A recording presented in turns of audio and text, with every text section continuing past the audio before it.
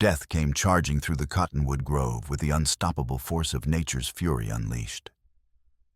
The bull elk's massive rack, each tine sharp as a cavalry saber, lowered for the killing thrust as 1,200 pounds of enraged muscle thundered toward the defenseless woman kneeling at the stream's edge.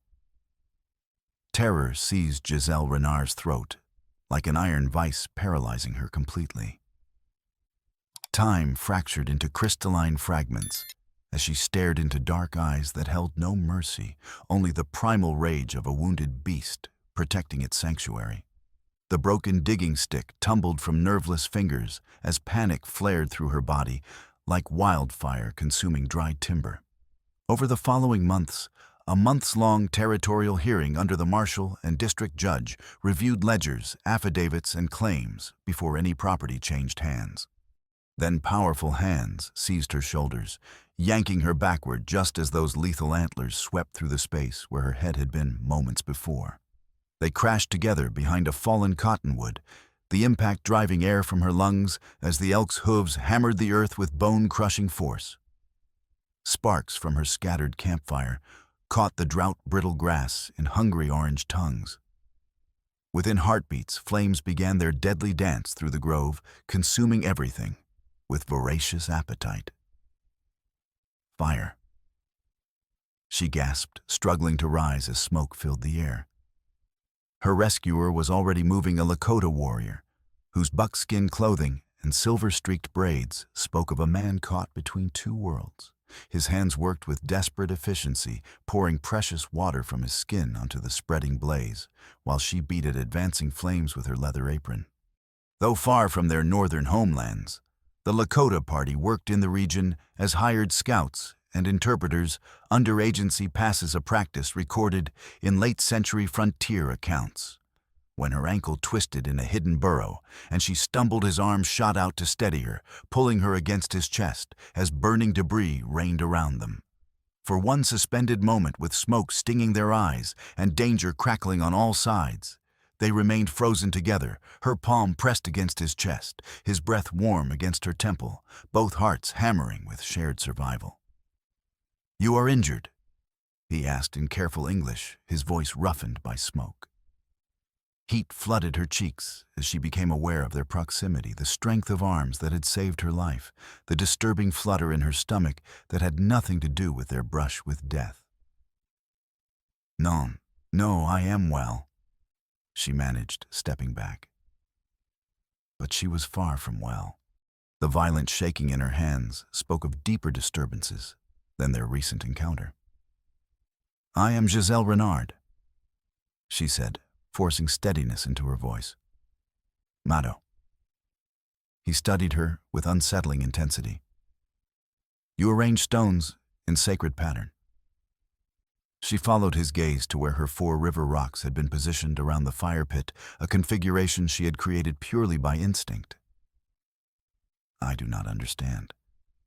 They were merely to contain the flames." But Mado understood with agonizing clarity. The placement was exact, reverent, a mourning circle his people used to honor the departed. That this white woman had created it unknowingly touched wounds in his soul that had never properly healed. "My sister died 2 winters past," he said abruptly. "Lung fever took her while I searched for medicine that might have saved her." Something in his voice, raw anguish, poorly concealed, made Giselle study him with new understanding. "I am sorry for your grief. The death of those we love changes us in ways we never expect." She gestured toward an open leather journal covered with botanical sketches and French script. "I study healing plants. My late husband Pierre filed a mining claim near Red Mesa. I travel there now to begin anew." The way she said "late husband" carried weight beyond simple widowhood.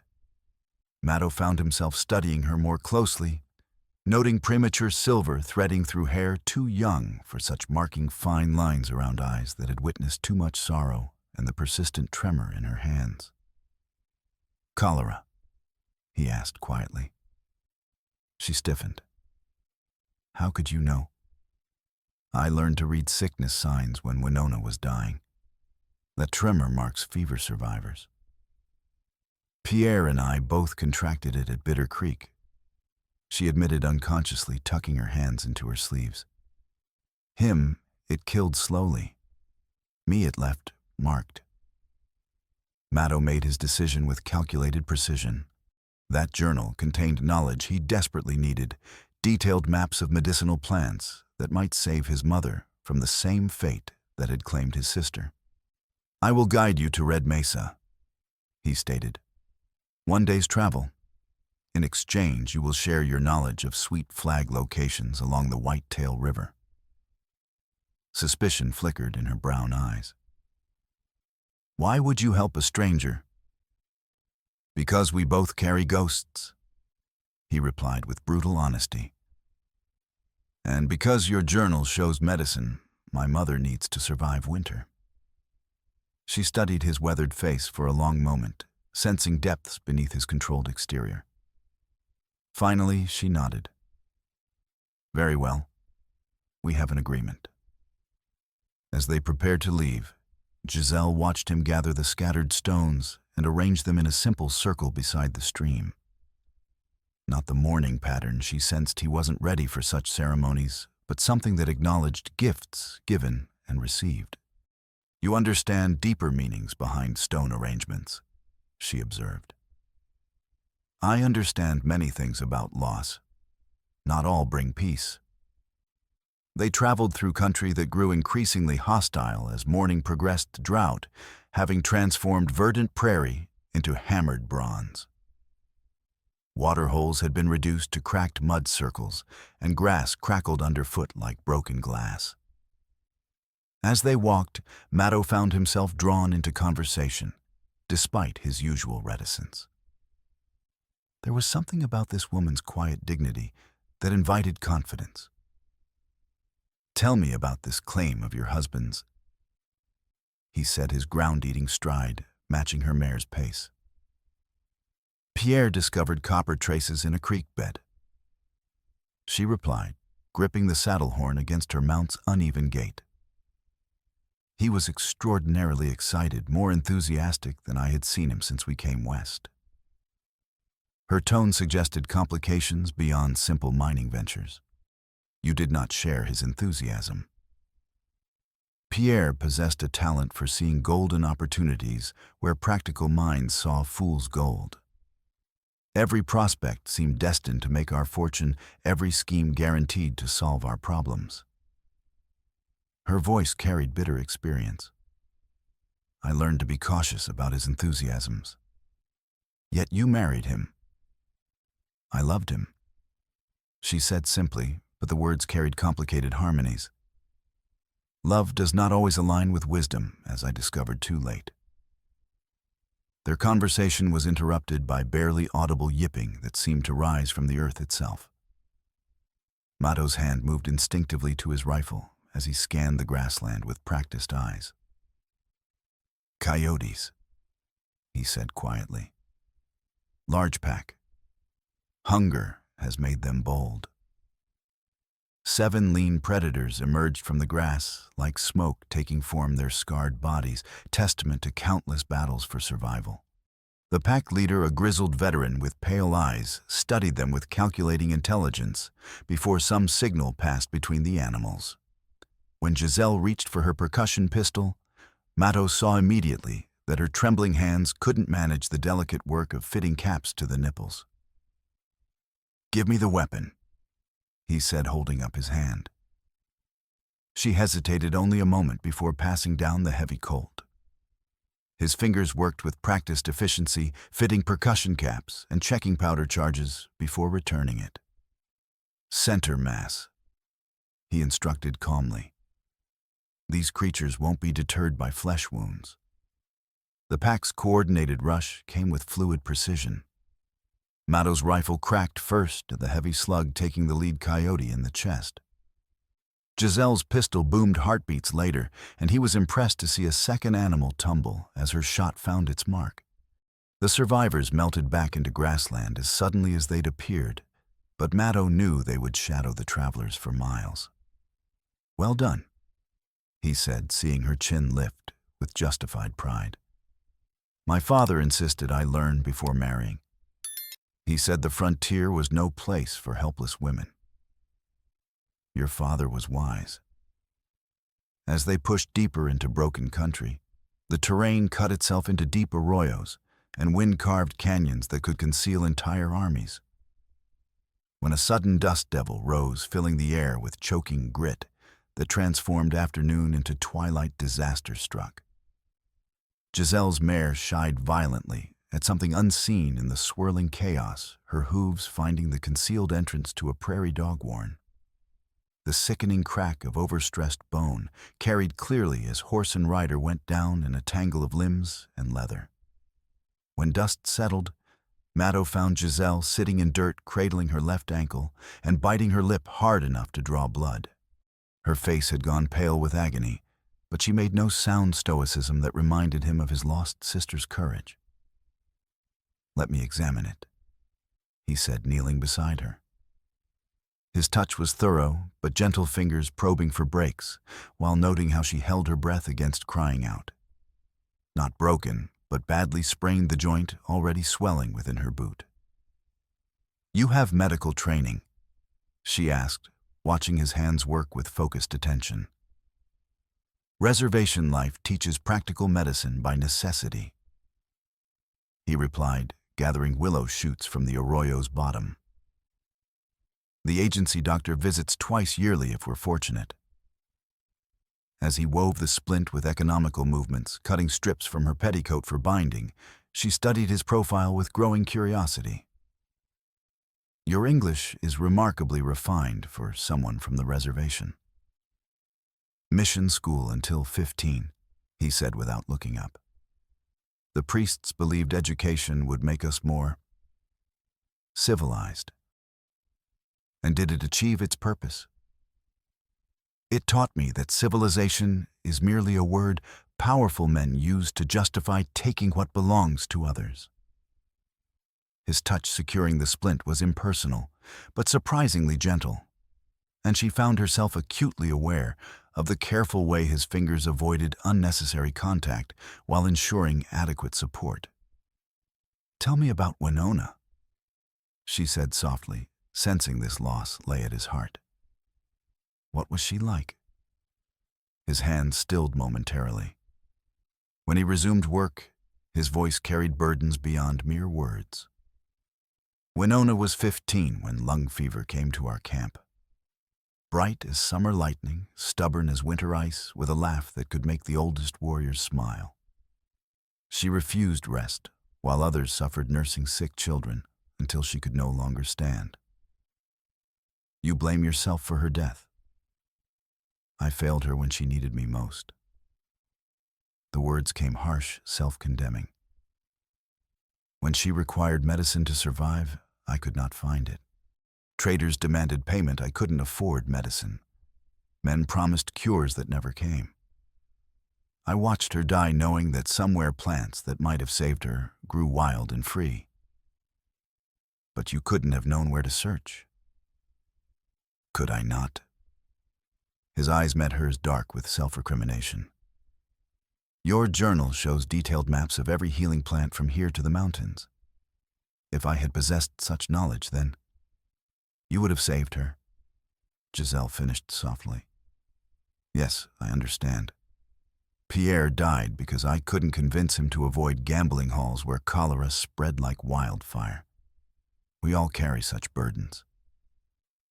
When he helped her to her feet, she swayed slightly, and his hand moved instinctively to steady her. For a moment, they stood close enough that she could see gold flecks in his dark eyes and smell wood smoke that clung to his buckskin shirt. "Can you ride?" he asked, voice rougher than intended.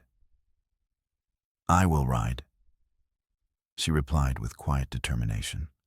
Evening brought them to sheltered camp in the lee of a sandstone outcropping. As darkness deepened and temperature dropped with frontier suddenness, Maddo built their fire, with careful attention to fuel conservation. They found themselves talking with easy familiarity that comes from shared danger and mutual respect. "What will you do at Red Mesa?" he asked, settling against the rock wall with his rifle across his knees. Pierre's cabin should still be standing. If the claim proves viable, I'll work it. If not, she shrugged with Gallic acceptance. I'll find another way to survive. Women always do. You have no family in the East, no one to take you in. Pierre was my family after we married. Before him, only my grandmother in Quebec, and she died the winter before our wedding. She pulled her shawl tighter against growing cold. What about you? Surely you have obligations beyond guiding lost widows. My mother lives, but grows weaker each season. The agent says young men must find work away from the reservation to feed families. I guide wagons, hunt for army posts, scout for surveys when pay is adequate. His voice carried weight of divided loyalties. It's difficult being between two worlds, belonging fully to neither. Pierre understood that feeling. French Canadian in English territory, Catholic among Protestants, always the outsider. He said it was like being a ghost, visible to everyone, but belonging nowhere.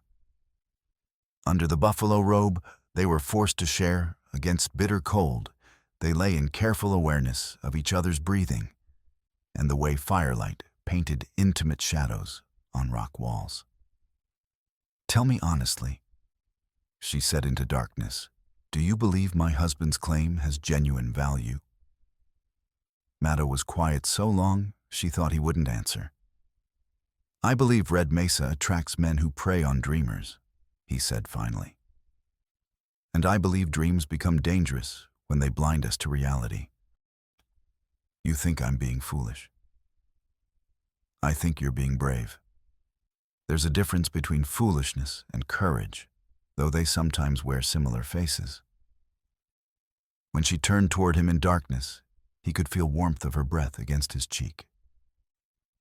What makes you brave enough to help me? What do you hope to gain? The hope that saving one person might balance the scales for the one I failed to save. Sleep proved elusive, and they both lay awake, listening to subtle sounds of a country that never quite settled. Distant coyote howls whined through stone's soft crackle of dying embers, each acutely aware of the other's presence and strange intimacy that shared danger had forced upon them. Dawn painted the eastern sky in pearl and gold, and they prepared to continue with efficiency of travelers who understood that every mile covered in daylight was one not traveled in darkness. The dust cloud appeared on their back trail just after sunrise, two riders pushing mounts hard in pursuit. In this empty country, there could be little doubt about their target. Company approaches, Maddo said quietly, checking his rifle load. Giselle shaded her eyes against morning glare, studying the approaching figures with growing dread. Even at distance, she recognized the aggressive confidence of their approach. Dry Creek boys, she whispered. They collect debts for mining companies. The reputation of the Dry Creek boys was notorious hired guns who specialized in making problems disappear, often permanently. That they were riding hard on a widow's trail suggested someone with influence wanted her situation resolved quickly and quietly. What debts? Maddo asked, though he suspected the answer. Pierre borrowed for supplies, equipment, filing fees. When cholera took him, they said debts transferred to me as surviving family. Sandwer debts or other obligations. Her silence was answer enough. These weren't debt collectors, they were eliminators of inconvenient complications. Maddo calculated odds with cold precision. 2 against 1 with an injured woman to protect and open ground offering minimal cover. The mathematics were unfavorable, but he'd faced worse. Stay low, he commanded, guiding her mare toward a depression where a sagebrush offered concealment. Do exactly as I say when I say it. The riders approached with casual brutality of men who'd never encountered serious resistance. Both wore dusty range clothes, but their weapons were clean and well-maintained, and they moved with predatory confidence of professional killers. Mrs. Renard called the larger man a scarred individual whose smile held no warmth. Beautiful morning for settling accounts? Pierre's debts died with him, Giselle replied, voice steadier than she felt. That's where you're wrong, ma'am. Debts to our employers survive even death. Legal-like, you might say. And if I refuse to honor obligations I never agreed to. The man's smile widened, revealing tobacco-stained teeth. That would be unfortunate. Accidents happen to stubborn folks in lonely country. Maddo had heard enough. These men hadn't ridden hard to collect legitimate debts. They were here to eliminate a problem before it could complicate someone's larger plans. Move left, he whispered to Giselle. The first shot cracked across a morning stillness, Maddo's bullet taking the lead rider in the shoulder and spinning him from his saddle. The partner responded with professional speed, pistol clearing leather as he wheeled his mount toward cover.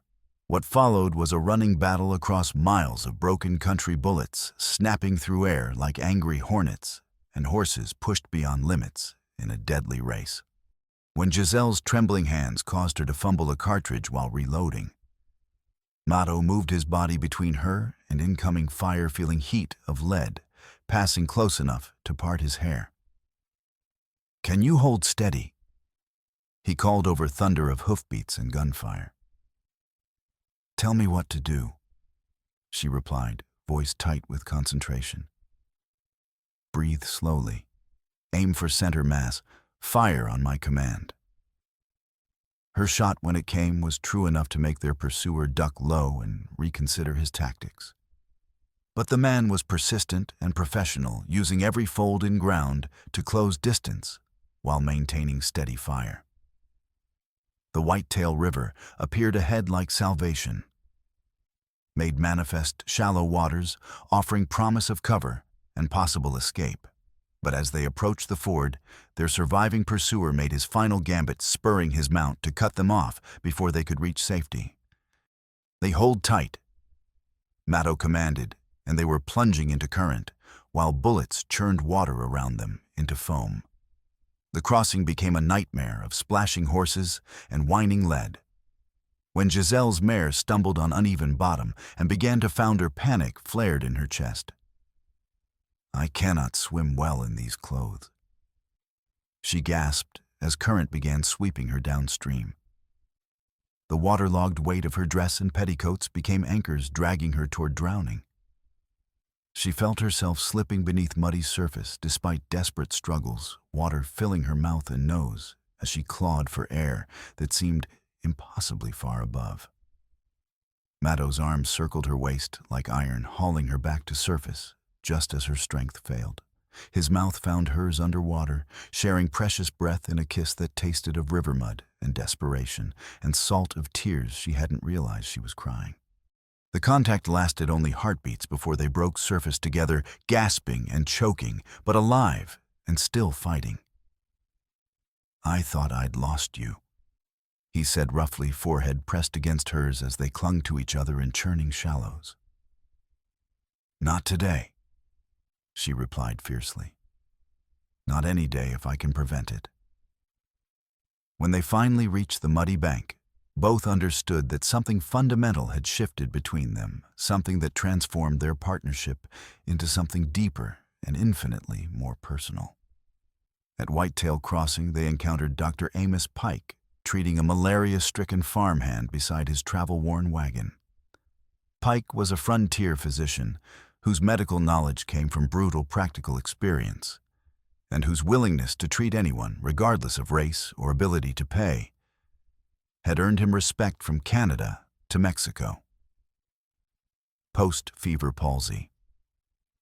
He diagnosed after examining Giselle's hands with professional thoroughness. Common after cholera.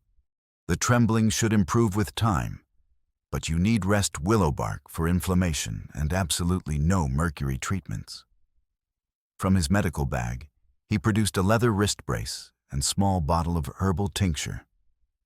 This should help steady your hands for precision work. and their sweet flag growing thick along the Oxbow bends 3 miles downstream, excellent for lung complaints. When he promised to check on Mattow's mother during his next reservation visit, the offer carried weight of genuine commitment.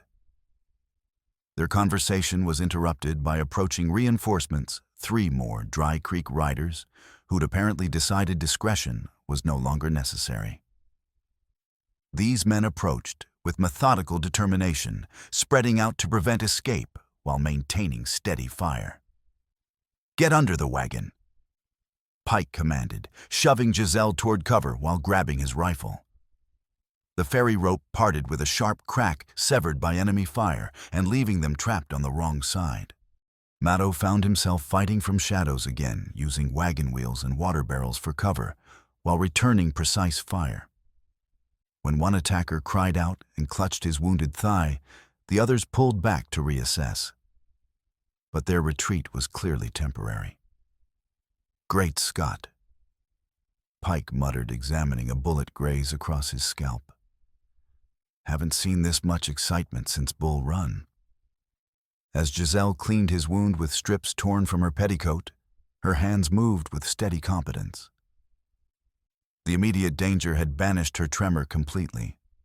Pike provided crucial intelligence about Red Mesa's power structure, corrupt officials, the temporary acting sheriff trying to bring order to chaos, and the mining company foreman who seemed to control every aspect of territorial life. "Silas Kincaid," Pike said with obvious distaste.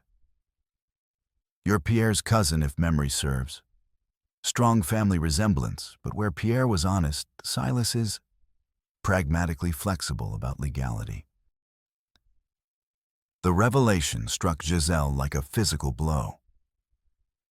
Cousin Pierre never mentioned family in the territory. Estranged relatives. Something about Pierre refusing to participate in questionable ventures back in Quebec. Family disputes over money have a way of poisoning relationships permanently. As they prepared to continue toward Red Mesa, Pike pressed additional supplies into their hands, ammunition, medical supplies, and a letter of introduction to Acting Sheriff Quinn. "Be careful," he warned. "Kincaid has connections reaching the territorial capital. He's not a man who accepts defeat gracefully." Red Mesa sprawled across prairie like a malignant growth, a collection of hastily constructed buildings speaking more to greed than planning.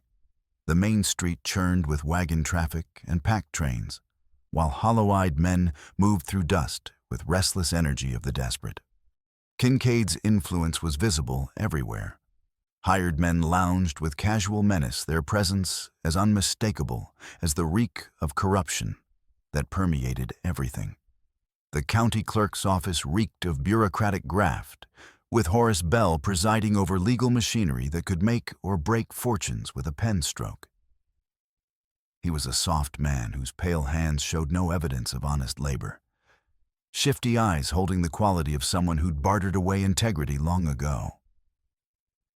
"French documentation," Bell observed with theatrical distaste when Giselle presented Pierre's deed. "Territorial registration from Bitter Creek rather than local authority. Most irregular." He held the papers at arm's length as if they might contaminate him. "Extensive verification fees will be required. Territorial security, you understand. $50 gold for initial verification, plus recording fees, survey confirmation, territorial authentication. Call it an even 100 payable immediately." "That's outright theft," she protested. "That's territorial law, ma'am. I don't make regulations, merely enforce them." Before the situation could escalate, a new voice cut through the tension like a saber blade. "Horace Bell, you lying snake. There isn't any $100 verification fee in territorial statute, and you know it." Acting Sheriff Beatrice Quinn filled the doorway, like an avenging angel, her weathered coat and practical manner speaking of someone who commanded respect through demonstrated competence rather than inherited authority. She'd assumed her late husband's position after his typhus death, and her reputation for fairness had made her appointment permanent despite considerable masculine prejudice. Now, see here, Beatrice. Belle began, voice taking on a wheedling tone. There are proper procedures, and there's theft disguised as legal requirement. Quinn interrupted coldly. This lady's documentation is in perfect order, and you'll process it at standard rates, or explain to the federal marshal why you're stealing from widows. I was merely attempting to ensure. You were attempting to line your pockets with money that doesn't belong to you. Counter seal tomorrow, my office daylight. Bring proper fee schedules, not inflated numbers you use to fleece desperate folks. Belle's face flushed with impotent anger, but he nodded reluctantly. As they left the clerk's office, Quinn fell into step beside them with easy confidence of someone accustomed to exercising authority. You'll be Mrs. Renard, she said with professional directness. Word travels fast when Dry Creek boys start shooting at folks near river crossings. You know about that. I know about most things in my territory. Question is, why did Pierre's widow suddenly become so interesting to Kincaid's hired guns? I wish I knew, Giselle replied honestly. Pierre never mentioned enemies, certainly not family who might wish me harm. Family can be the worst kind of enemy, Quinn observed grimly. Blood relations have ways of justifying actions that would shame strangers. That evening, hidden in an abandoned trapper's cabin behind the livery stable, they attempted to make sense of dangerous forces arrayed against them. The cabin was Spartanly furnished, but secure with log walls thick enough to stop rifle bullets and strategic location offering multiple escape routes. Their planning was interrupted by soft footsteps on the porch, too light for Kincaid's men, too cautious for innocent visitors. When the door opened without warning, Matteau's rifle was already trained on the entrance. Marcel Lavoie stepped into candlelight, with hands visible, and emptied the Métis freighter's weathered face grave, with burden of dangerous news. Don't shoot, he said quietly. I bring information you need to hear. Speak quickly, Quinn commanded. Marcel spread torn ledger pages across the rough table with careful attention. Due explosive materials. Stolen from Kincaid's office 2 hours ago. Nearly cost me my scalp, but you need to see what your cousin-in-law has been doing. The documents revealed corruption reaching from Red Mesa through the territorial capital bribes to Belle for deed falsification payments, to hired guns for selective enforcement, survey manipulations that shifted property boundaries to benefit mining interests at legitimate claim holders' expense. But the most devastating revelation came when Marcel overlaid an official territorial survey with the altered version Belle had been using. Pierre's original boundaries had been deliberately shifted to encompass sacred Lakota burial grounds, creating a legal powder keg that would inevitably explode into violence. This is worse than simple fraud, Quinn breathed. This is deliberate provocation of Indian wars. But why? Giselle asked with growing dread. Federal intervention, Matteau replied grimly. Army occupation martial law suspension of normal legal procedures. In the confusion, men with connections can acquire vast territories for cents on the dollar. Marcel produced another document, a crumpled receipt that made Giselle's face drain of color as she recognized the handwriting. Your Pierre knew about the boundary changes, Marcel said gently. More than that, he was part of the original scheme. This receipt shows payment for his cooperative in survey falsification. No, Giselle whispered. Pierre would never harm innocent people for money. He sold his original stake 3 months before cholera claimed him. Marcel continued reluctantly. Gambling debts from Bitter Creek, plus payments for silence about survey manipulation. The money covered his losses and secured your passage west. The crushing weight of betrayal settled around Giselle like a suffocating blanket. Not only had Pierre lied about their finances, He'd been complicit in a scheme that would have led to warfare and destruction of sacred sites. But Marcel wasn't finished. From inside his coat, he produced additional documents that revealed even more devastating truths. "There's something else," he said quietly. "Something I discovered that changes everything we thought we knew." The papers he spread made Giselle gasp with shock. Birth records, correspondence, family documents, revealing a truth more devastating than any yet uncovered. "Kincaid isn't just Pierre's cousin," Marcel said slowly. "According to these records, he's Pierre's father. The resemblance, the family connection, it goes deeper than anyone realized." "That's impossible," Giselle breathed. "Pierre would have told me if his father was alive." "Pierre never knew," Marcel explained. "Kincaid abandoned his family when Pierre was a baby, changed his name, built a new life in the territories. When Pierre came west and filed his claim, Kincaid recognized him immediately. The scheme wasn't just about money, it was about claiming what he saw as his rightful inheritance through his son." The revelation struck like lightning, illuminating connections hidden in shadow. Pierre had been betrayed not just by his cousin, but by his own father, a man who had ultimately murdered his son, rather than share wealth or acknowledge their relationship. "Why are you telling us this?" Quinn asked suspiciously. "Because Kincaid is planning something bigger," Marcel replied. "Shaft 3 excavation begins tomorrow, and it will undercut the burial ridge within days. If tribal elders discover what's happening, war." Maddow finished simply. "My people will not stand by while sacred grounds are desecrated, and Kincaid knows it." Their strategy session was shattered by the crash of the door being violently kicked from its hinges. Kincaid's men poured through the opening like a destructive flood, and the small cabin erupted in immediate brutal violence. Maddow threw himself across the narrow doorway, using his body to create a bottleneck, preventing attackers from bringing superior numbers to bear. His knife found flesh twice before a rifle butt caught him across the temple, sending him staggering with blood streaming down his face.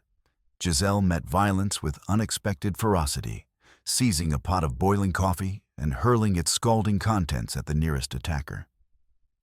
The liquid caught the man full in the face, sending him screaming toward the door, while clawing at burns that would scar permanently. Quinn fought with methodical efficiency, her carbine stock rising and falling with mechanical precision. But there were too many attackers in too confined a space. A shattered lantern sent burning oil racing across floor and up log walls, filling the cabin with choking smoke while threatening to burn them alive. Quinn found herself fighting fire, as well as men stamping at spreading flames while cursing the doggone idiots who'd brought destruction to their sanctuary. "Out the back," she commanded, using her rifle to clear a path toward the rear entrance. They fought through smoke and flame, emerging into cool night air with clothes singed and weapons empty, but miraculously still alive. Behind them, fire consumed their refuge, along with any evidence of their presence. "This changes our timeline," Quinn said grimly as they watched the cabin burn. "Kincaid knows we have the documents, knows we understand his plan. He'll move faster now." The next phase brought devastating losses that struck with precision of aimed bullets, each removing crucial support when they most needed every advantage. Dr. Pike's death came during a pre-dawn attempt to reach the disputed burial grounds with official documentation that might prevent immediate violence. When Kincaid's riders intercepted them in a carefully planned ambush, Pike threw himself between gunmen and a young farm boy carrying messages between their scattered allies. The doctor absorbed multiple bullet wounds they all recognized as mortal from the moment blood began pooling beneath him. "Get this to the territorial judge," he gasped, pressing a blood-stained affidavit into Maddow's hands with trembling fingers. "Federal authority. Only chance. Stop the war." His final act was signing the document certifying survey fraud and boundary manipulation, his signature growing progressively weaker but remaining legally valid. They buried him beneath cottonwoods with simple ceremony. Frontier life afforded good men who died too soon.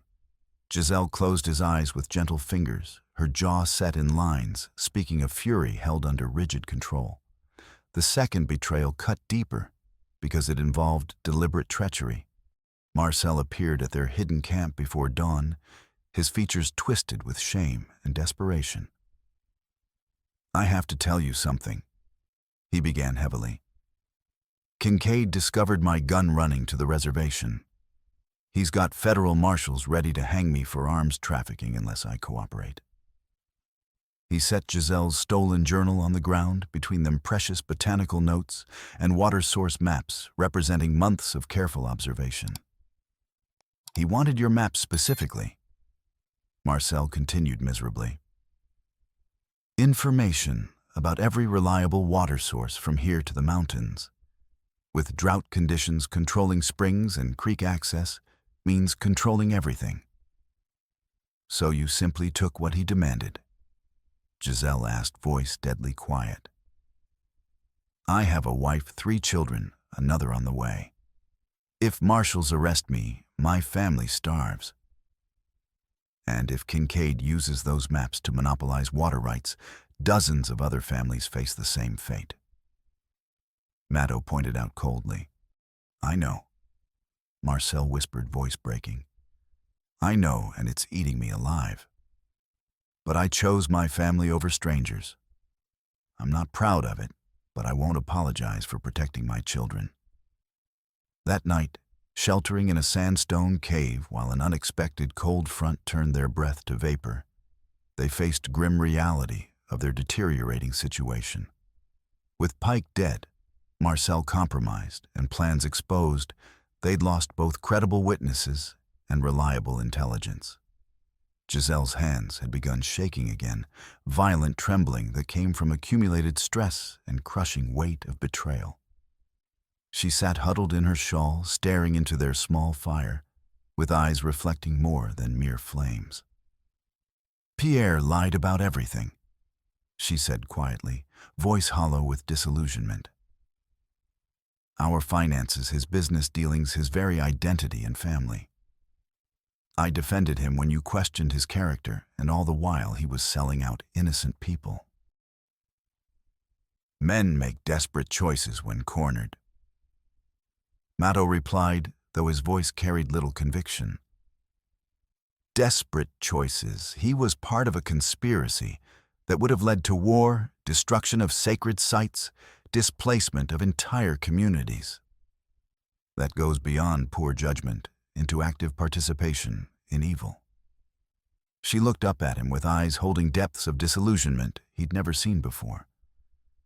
"How do I know you won't betray me too when pressure becomes unbearable?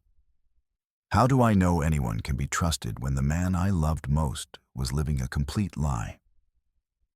The question hung between them like an unbridgeable chasm, challenging fragile trust they'd built through shared danger. "Because I've already lost everything that mattered to me once," he replied quietly, voice rough with emotion. "Because Winona's death taught me that some things are worth dying for, and real love, is one of them." "What makes you think what we have is real? What if this is just desperation and proximity?" "Because when that elk charged you by the stream, my first thought that wasn't about saving a stranger who might help my mother. It was about protecting someone who'd already become important to me, someone whose loss would diminish my world permanently." Without conscious thought, Maddo moved to sit beside her, his presence offering warmth beyond mere body heat. When she began shaking with emotion, as much as cold, he pulled her against his chest under the buffalo robe, creating shelter that was as much emotional as physical. "When this is over," she whispered against his chest, "assuming we survive what becomes of us, what kind of future can we build on foundations of betrayal and violence? We build something honest, he replied without hesitation, arms tightening protectively. Something that honors the dead without being imprisoned by their mistakes.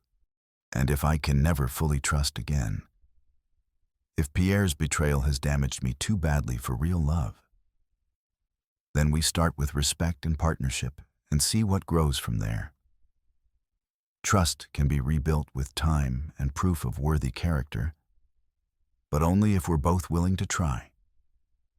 Under the heavy hide, with her head tucked beneath his chin and his steady breathing helping calm her racing heart, she found peace that had nothing to do with their circumstances and everything to do with the man who held her with such gentle strength. The final confrontation came in phases timed to prevent Kincaid from completing his planned destruction of burial grounds and triggering territorial conflict that would justify federal intervention. They had hours at most before explosive charges in Shaft 3 would undermine the sacred ridge and bring young Lakota warriors streaming toward Red Mesa in righteous fury. The first phase played out along the Whitetail River, where Kincaid's remaining gunmen made their final attempt to eliminate witnesses before federal investigators could arrive. But this time, Quinn had assembled a makeshift posse from townspeople who'd grown tired of Kincaid's heavy-handed rule. "Now see here, Beatrice," protested Tom Nolan, whose daughter Giselle had treated for fever. "This is men's work, dangerous business. This is citizens' work," Quinn interrupted coldly. "And I've been keeping this town from chaos for 6 months while you men argued about jurisdiction. Gender has nothing to do with backbone and principles." Despite grumbling, 12 citizens agreed to be sworn as emergency deputies, understanding their own claims might be worthless if fraud went unpunished. The boardwalk confrontation was everything frontier violence was reputed to be: sudden, brutal, decisive. Men who'd been neighbors settled, accumulated grievances with fists and gun butts while windows shattered and barrels exploded under stray bullets. When Bell tried fleeing with the deed book containing proof of his manipulations, Giselle pursued him, despite her injured ankle, bringing her improvised poker cane down across his wrist with bone-shattering force. "Enough lies," she said, voice carrying quiet authority that penetrated surrounding chaos. "No more theft, no more good people dying for your profits." The third and most dangerous phase took them into Shaft 3's depths, where Kincaid had retreated with enough explosives to level half the mesa. The descent felt like entering the underworld, with timber groaning ominously overhead and waters seeping through every crack in steadily increasing volume. The storm raging above had found its way into tunnels through fissures and fault lines, turning stable passages into death traps of flowing water and collapsing supports. Water level was rising steadily, already reaching their knees, and showing no signs of stopping. When they finally cornered Kincaid in the powder magazine, surrounded by enough black powder to demolish several city blocks, the mining foreman looked like a man who'd bet everything on cards he knew were marked against him. The water continued rising around them, first to their waists, then higher, carrying the taste of earth and metal and approaching doom. In the flickering lantern light, surrounded by barrels that could end them all in an instant, they faced the man whose greed had set everything in motion. "So, you're Pierre's widow," Kincaid said, studying Giselle's face with cold calculation. "You have his eyes the same stubborn set to your jaw when you're preparing to be difficult." "You killed him," she said, the accusation ringing with absolute certainty. "Pierre didn't die from cholera. You murdered your own son." For a moment, the only sound was water lapping higher around them and the ominous creak of timber overhead. Then Kincaid's laugh echoed through the confined space, harsh and utterly without warmth. "Son, that boy was never my son in any way that mattered. I gave him life, but he was too weak to deserve it, too principled to use it properly. He tried to withdraw from your scheme when he understood what you were really planning. He tried to develop a conscience when it was far too late for such luxuries. Once you're in business with me, you stay in business until I say otherwise. Pierre learned that lesson the hard way, just as you're about to learn it. The water had reached their chests now, cold and relentless, carrying debris that spoke of the mine's systematic collapse. Above them, the main support beam showed stress fractures that would soon give way completely. "You poisoned him," Giselle realized with growing horror. Made it look like cholera when it was actually murder. Cholera is wonderfully convenient in crowded camps. Kincaid agreed with casual malice. Kills so many people that one more death hardly draws attention, especially when the victim was already known to be ill. The confirmation struck Giselle like a physical blow, but it also crystallized her resolve into something harder than steel. This man had not only stolen her husband's life, but had made her mourn a lie, had let her blame herself for failing to save someone who had been murdered in cold blood. "You destroyed everything," she whispered, fury building in her voice like pressure in a steam boiler. "You killed your own son for money, then tried to steal what he left behind."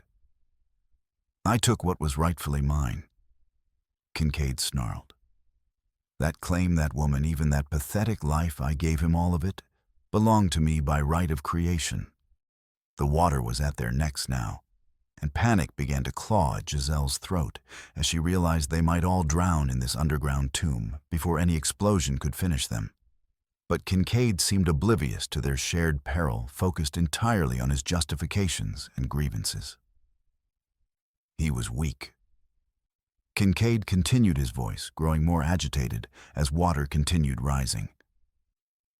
Just like his mother, just like everyone who couldn't see the opportunities staring them in the face.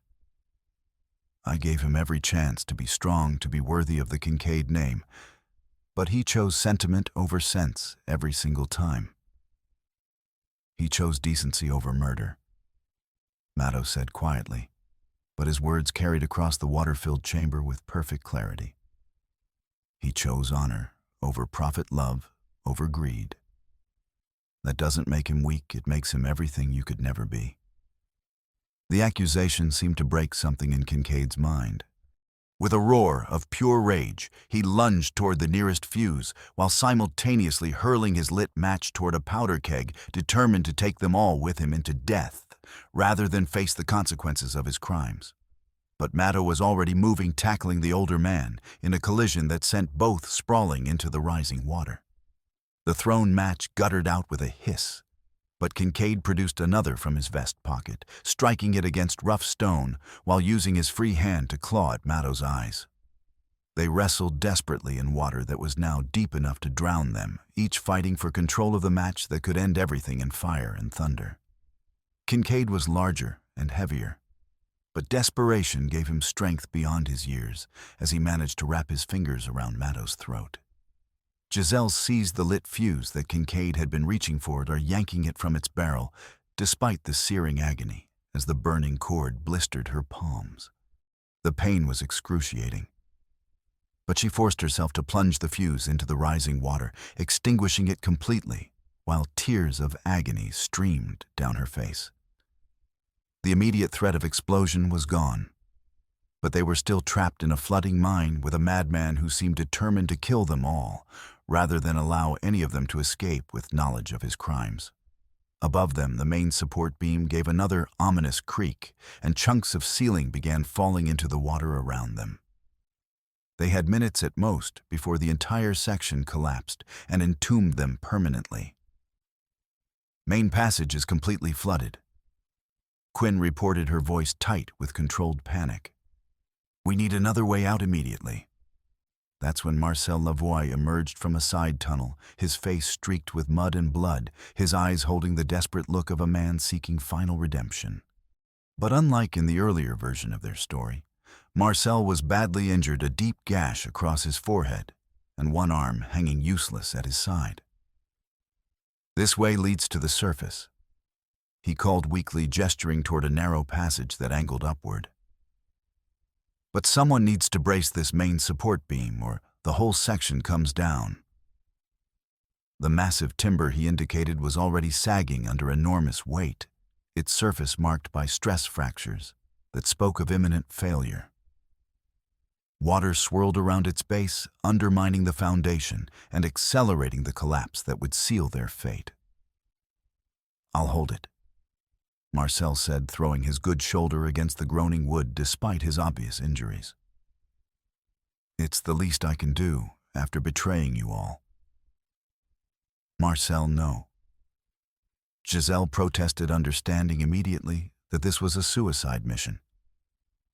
"You're injured, you'll never be able to support that weight." "I have to try," he replied, muscles already straining against forces that would crush him if he faltered. "My family. They need to know I died trying to make things right.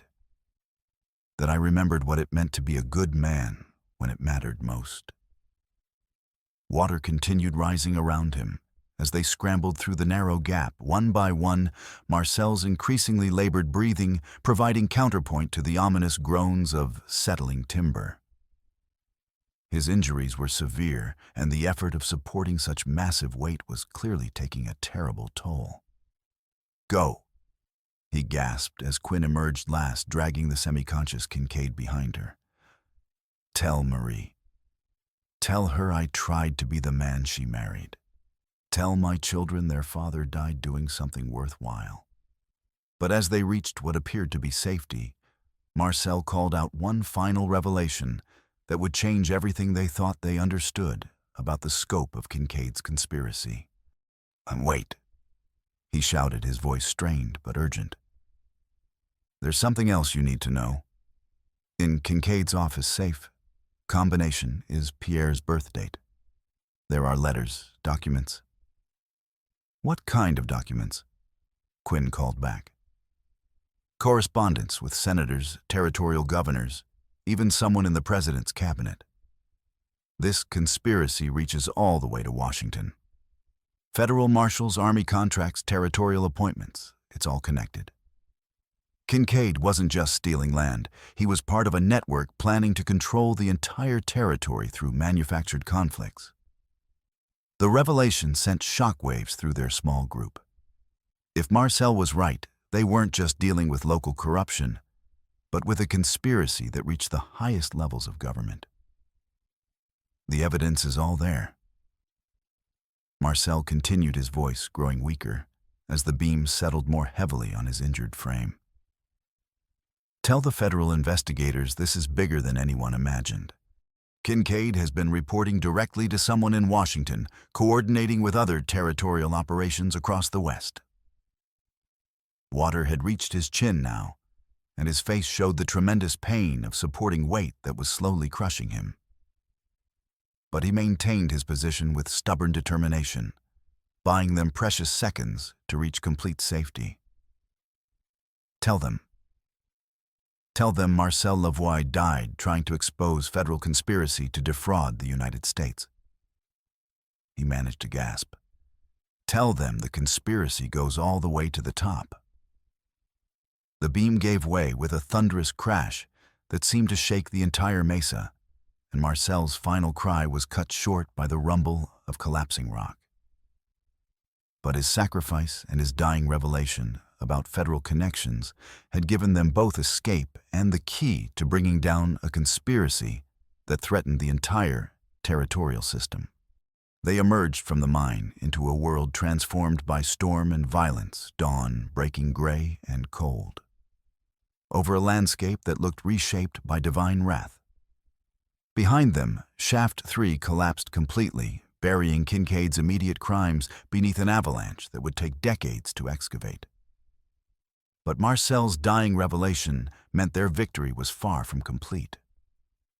Within hours, telegraph messages were racing toward Washington, carrying news of territorial corruption that would trigger investigations reaching the highest levels of government. The implications were staggering. If Marcel was right about the scope of the conspiracy, then dozens of territorial operations across the West might be coordinated from Washington itself, with Indian wars and land grabs being orchestrated as part of a larger plan to transfer vast resources into the hands of a few powerful men. Federal marshals arrived within days, followed by territorial investigators and ultimately by a congressional committee that would spend months unraveling the full extent of the conspiracy. When they opened Kincaid's safe, using Pierre's birth date as Marcel had instructed, they found evidence that led to arrests in Washington, the dismissal of corrupt federal appointees, and ultimately to congressional hearings that would reform territorial governance throughout the West. Kincaid, himself battered and broken by his underground ordeal, faced federal charges that would see him spend his remaining years in a state penitentiary under federal contract. His confession, extracted under pressure of facing execution for federal conspiracy to defraud the United States, murder and bribery, revealed the names of co-conspirators from the territorial capital to Washington, D.C. The trials that followed were swift by federal standards, with authorities eager to demonstrate that corruption and murder would not be tolerated regardless of how high the conspiracy reached. Bell received 20 years for falsifying federal documents, while the surviving Dry Creek boys faced sentences ranging from 10 years to life for their roles in multiple murders and assaults. Most significantly, the investigation that Marcel's sacrifice had made possible led to the largest governmental corruption scandal in the territory's history, with ramifications that would be felt for decades. In Quinn's office, warmed by a wood stove that fought back the autumn chill, they worked through paperwork that would formalize their victory and establish the foundation for their shared future. The corrected survey gave Giselle 40 acres of prime bottom land along the creek. Not enough for large-scale farming, but plenty for a comfortable homestead and extensive medicinal garden. Their plans crystallized over the following weeks as autumn deepened toward winter and immediate dangers receded into memory. The creek strip would become a community resource, part medicinal garden, part teaching ground, part symbol of cooperation between cultures that had too often viewed each other with suspicion. When Matto delivered sweet flag and willow bark to his mother, accompanied by Quinn as official escort, he found the old woman's breathing already improved by proper medicine and changing weather. Her sharp eyes studied Giselle with intensity of someone reading signs others missed entirely. After a long moment of silent evaluation, the old woman nodded slowly. "She is strong enough to bear what comes," she said in Lakota. "Strong enough to help you become the man your sister always knew you could be." The wedding ceremony took place on a hill overlooking the Whitetail River, with representatives from both cultures witnessing vows that blended traditions in ways that honored the past while embracing an uncertain but hopeful future. Quinn officiated as territorial magistrate while Matto's mother blessed the union according to Lakota custom. When they exchanged rings hammered from silver coins by the Red Mesa blacksmith, their kiss sealed not just personal promises, but a covenant that would benefit entire communities for generations. The feast that followed was modest, but rich in significance, with everyone contributing what they could afford and no one leaving hungry. Dr. Pike's absence was marked by an empty chair and a moment of silence for the man who had died trying to prevent a war, while Marcel's sacrifice was honored with a toast to redemption earned through courage when it mattered most.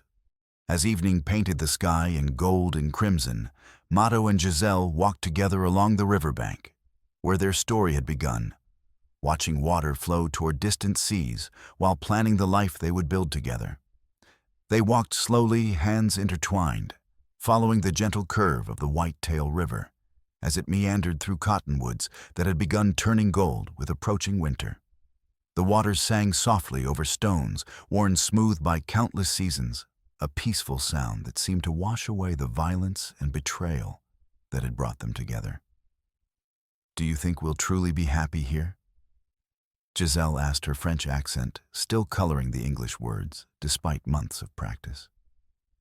"I think happiness is something we build together day by day." Matto replied, his arm around her waist, as they paused beside a quiet eddy where minnows flashed silver in the dying light. "Not something we find waiting for us."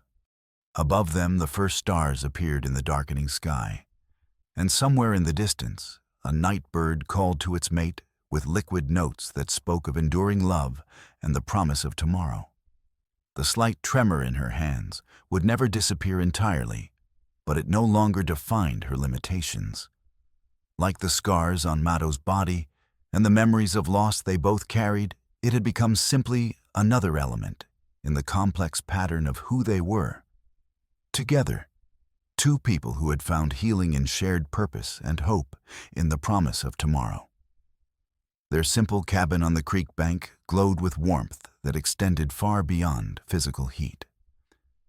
The medicinal garden slept beneath frost, but the knowledge they had gathered and connections they had forged would bloom again, with spring's return, creating something beautiful from ground that had been watered with tears and blood, but ultimately redeemed by love and sacrifice. In the end, they had found more than justice or love.